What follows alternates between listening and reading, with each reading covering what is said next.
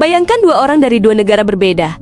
Satu dari Amerika, satu dari Spanyol. Mencoba bercakap-cakap namun terbentur bahasa.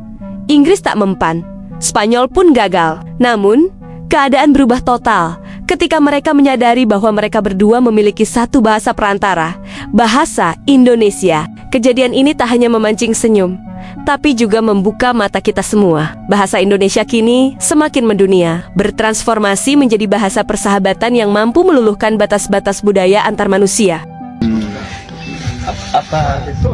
Apa kamu pikir tentang wanita Indonesia?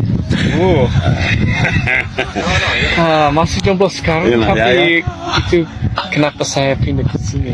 Cari istri. Promosi. Wanita Indonesia cantik sekali ya. Cantik sekali. Dan sangat baik kepada suami. Sangat baik Iya. suaminya ya. Kalau di Amerika Serikat kurang baik pada suami. Kamu ganteng sekali, pasti ya, ada di sini jodoh.